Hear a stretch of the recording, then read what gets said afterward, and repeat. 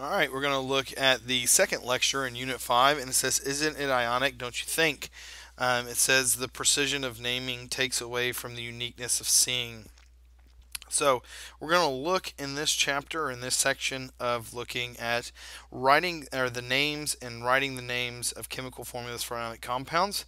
And we're going to memorize the appropriate polyatomic ions, but we want to make sure, remember that this should be on a chart that you have that you get to use on tests, but it's really good to have some of them memorized because there's really common ones that we use throughout chemistry. And so if we have some of these memorized, it can save us a lot of time on a test, so we don't have to go looking for them on charts all the time. So let's go ahead and jump into this. Now, what we already know, atoms will form more stable ions. So we look at this, atoms, they chemically bond in ionic compounds so that they can become more stable. They give up their electrons and then some take electrons to become more stable. Now, ions are more stable due to the greater effective nuclear charge. The reason for this, and when we're looking at this, kind of what we can say by this is this kind of looking at Coulomb's law, that by taking in those electrons, those positives are attracted to those negatives, and that ionic substances have higher conductivity, boiling point, and melting points than other substances. So, what we learned in the lab is that ionic substances can be identified by evaporating water out of a hydrated crystal, and the ratio of these can be used to identify unknowns. So, we can take it, use it in a lab, and we can figure out what it was. Now, kind of a little bit of a review. Cations, remember that group 1, 2, and 13 are more stable with less electrons, so they give up their electrons. Lithium is more stable as a lithium ion than it is just lithium. And then anions are group 15 and 16 and 17 and are more stable with more electrons. So fluorine likes to gain one to become an ion so that it can bond and be happy. Now, a polyatomic ion, what that is a molecule that's treated as a single atom. So it's a substance that we treat, looks like this, but we treat as a single atom, both cations and anions, so they can be positive and they can be negative, and they're found on your formula chart. And we can use these in ionic compounds, but just treat them like an element on the periodic table. So jumping into this, naming ionic compounds from the formula. The first thing we do is we write the cation first, and this is normally going to be your metal. So remember, metals give up their electrons. They don't want them because if they give them up, they become more stable. The second thing we do is we write the anion. That's going to be your nonmetal. We write it, and so therefore that we have that name, and those are going to be those negative guys on the right of the periodic table that take electrons. Now, prefix units are not used. So, and if we see mono, di, tri, tetrapentahexaheptoctanodeca, we don't use those, and we'll learn more about those in the next unit, but we don't use prefixes to tell how many there are. Now, if the cation is a transition metal, and this is where it's going to get tough, and we'll practice on this. If it's a transition metal, the charge is specified with a Roman numeral. Okay? And if the anion is an element, then the ending is replaced with IDE. So here's a bunch of steps. Need to have these written down so you can look at them and see them. So, jumping into the names. In the developing level question, it says to write the proper name. So if we look at this one, we first, step 1, write the cation first. So when we're looking at this, the first one is potassium. So the first thing that we would do is we would write potassium.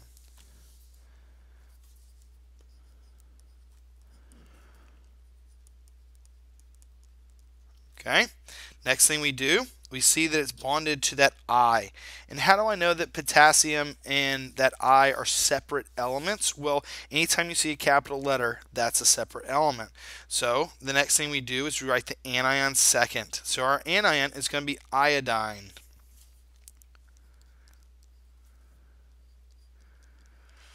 So there's iodine.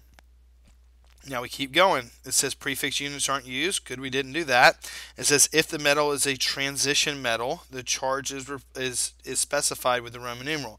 Is potassium in group 3 through 12. We look on the periodic table. Nope, it's in group 1. So guess what? We do not need a Roman numeral. And it says if the anion is an element, then the end is replaced with IDE. Is iodine an element on the periodic table? Why, yes, it is. So therefore, we don't put iodine, we replace it with IDE.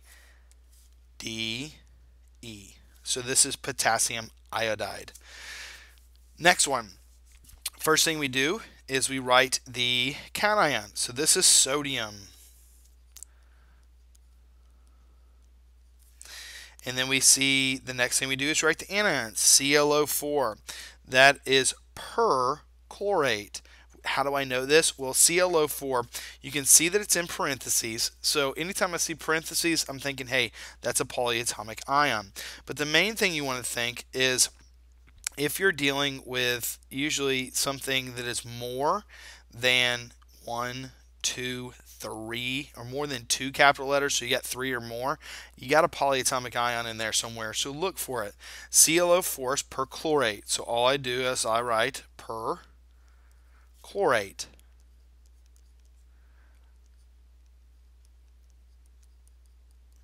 Okay. Now I check. Is sodium a transition metal? Nope, so I don't need a Roman numeral. Is perchlorate an element? No, it's a polyatomic ion. So guess what? I don't need to change it to IDE. That's my name. Sodium perchlorate. Let's look at another one. It says write the proper name for, we have Mg and S. So we look in the periodic table. Mg is magnesium.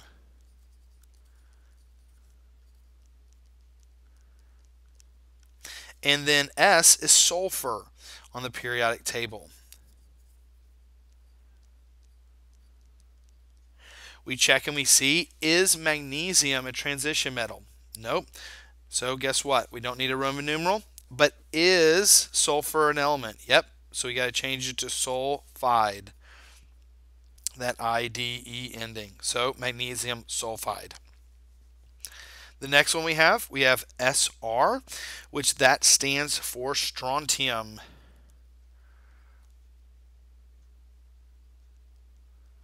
And then we see what it's bonded to. Hey, there's that ClO4 again. Okay, when we're looking at that, we see that that is going to be our perchlorate. So we write perchlorate.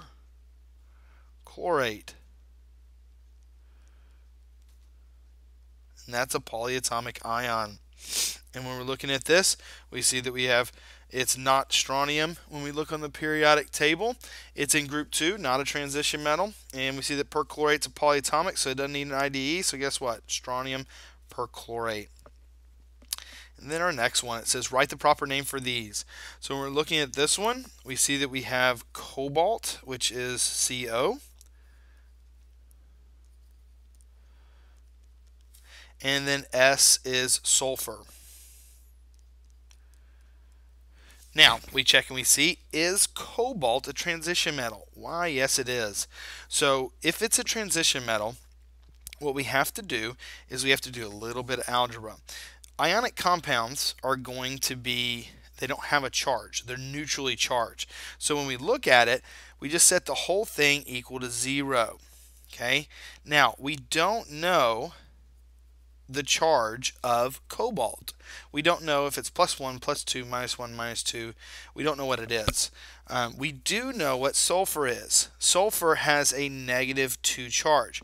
We know this because we're looking in group 16, and group 16 is most stable with a -2 charge.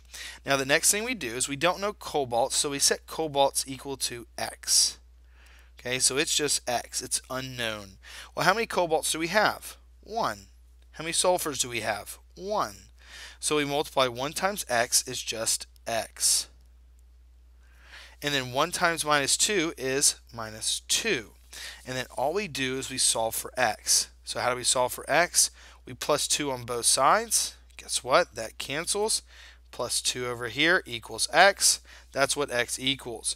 So when we're doing this, this wouldn't just be cobalt, but we'd have to put a Roman numeral for 2. So we just put Roman numeral 1, 2. There we go. And then lastly, sulfur is an element, so we put IDE. So what we have is cobalt, and we always put our Roman numerals in parentheses, cobalt 2 sulfide. Okay, so let's look at our next one. When we're looking at this, we have copper. So we'll write copper. And this is the same polyatomic that we've used.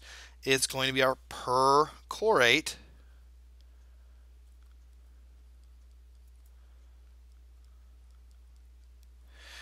Okay, so we have copper perchlorate.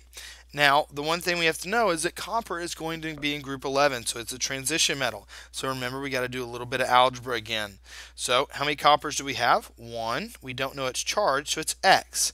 If we look on our chart, perchlorate is going to have a -1 charge. So what we do is 0 equals 1 times X is X. 2 times -1 is -2. We solve for X, and X equals +2. So this is copper. We put a Roman numeral 1, 2, copper 2 perchlorate. Now, let's jump into writing the formula of ionic compounds. So we want to write the formula from the name. So the first thing we do is we write the symbol of the cation first. So the symbol off the periodic table, or the symbol of the polyatomic ion. Next, we write the symbol for the anion second.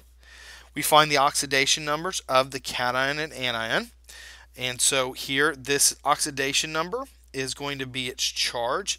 Basically, what oxidation number means is it's the number, either positive or negative, of electrons that it has to get or get rid of to become stable. That's the charge.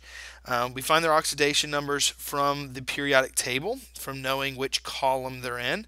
And then lastly, if the cation is a transition metal, the oxidation number, and this is a key thing here, the oxidation number will be the Roman numeral. And then all we do to write the formula is we swap and drop without the charge. So let's go ahead and jump into one of these and looking at it. So if we're looking at writing a compound between lithium and oxygen, well, the first thing that we do is we write their symbols. Well, lithium would be Li, oxygen would be O. Our charges, or our oxidation numbers, since lithium is in group 1, it has a +1 charge. Remember going back and we're looking at their the periodic table that they had, and group 1 as +1. Oxygen is in group 16, so it has a -2. And we kind of, sometimes it's called the hill of oxidation numbers, and you can think of it like this. Group 1 is going to be +1, 2 is +2, 3 is +3, and then 4 is right in the middle, so it's plus or -4. And then we have, sorry, that's not 3, but 13 and 14. And this is 15, which is going to be -3, 16, which is -2, and then 17, which is -1. And that's the kind of oxidation numbers that we have. And so all we do is we take this, see a 2 right here and a 1 right here, swap them. So the 2 comes over here, the 1 comes over here, and drop them down to the bottom where they're subscripts. And we lose the charges.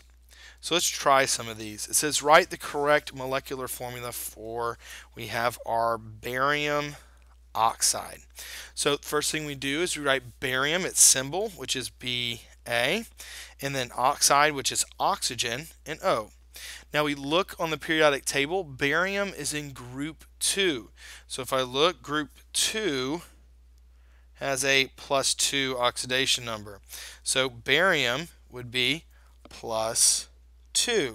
Oxygen, if we look on the periodic table, is -2. Okay, because it's in group 16. So all we do is we switch these guys. 2 and 2 come over, and then we drop them down to the bottom. So we have barium 2 and then oxygen 2. Now the thing here that we have to remember, and this is kind of one little extra step we have to pay attention to, if your oxidation numbers can be reduced, can 2 and 2 be reduced? Yeah, it can be reduced to 1 and 1. So really what these guys would be on the bottom, not 2 and 2, but since we can reduce it, it's a 1 and a 1. Looking at our next one, it is ammonium hypochlorite. Now this one's a little bit harder because guess what? They're not on the periodic table. They're polyatomic ions. So ammonium is NH4, but it has a charge. It has a charge of +1. Now, hypochlorite is going to be ClO, and it has a -1 charge. Now, the one thing with your polyatomic ions, to make it easy, anytime you write them, put them in parentheses, and remember, treat them as one thing. So we do the same thing. Swap the numbers. So this one will come over here, that one will come over here, and drop it to the bottom. 1 and 1. Or you can think here crisscross. That one comes down here, that one comes down there, and guess what? The charges go away. So all you'll have is NH4, 1, ClO, 1. And if there's any ones, ones can always take the parentheses away, and you're just left with that. And that would be your formula. Let's practice some more. So on the next one, we have lithium nitride. So when we're looking at this, lithium is Li. Nitride is just nitrogen. On the periodic table, lithium's in group 1, so guess what? +1. And nitrogen is in group 15, so it's -3. And then we just swap their numbers and drop them to the bottom. That 3 comes down here, that 1 comes down there. So it'd be Li3N1. And remember, 1s can be erased. Here we have iron 2 hypochlorite. So iron is Fe. Now it's a transition metal. So how do we know its oxidation number? Well, it's iron 2. So that means that it's +2. Hypochlorite is ClO. It's a polyatomic, so we put it in parentheses, and that is -1 charge. So we swap, remember that's a 1, swap and drop them down. That'll go here. That 2 will go here, and remember the charges go away. So Fe1 parentheses ClO2. And remember, 1s can go away, but that 2 can't because it's not a 1. And lastly, it says write the correct molecular formula for. We have calcium sulfate and copper 2 phosphate. So calcium sulfate, calcium is Ca. Sulfate, if you look at it, and you can always really tell polyatomics by their ending. It's not IDE, so guess what? It's going to be a polyatomic. So we have sulfate, which is SO4 if we look on our chart. Calcium is going to be +2. Sulfate's going to be -2. Remember, can 2 and 2 reduce? Why, yes, they can. They can reduce to 1 and 1. And then we swap and drop them down. So we'd have Ca1. Remember, polyatomics go in parentheses. SO4, 1. And remember, the 1s can be reduced or taken away. Last one, we have copper, which is Cu. Remember, it's copper 2, so it's +2. Sulfate is a polyatomic ion. How do I know that? Look at that ending. Then we have PO4, which has a -3 charge. So, swap and drop them down. Swap and drop it down. So we have Cu3, parentheses PO4, 2. And that would be copper phosphate.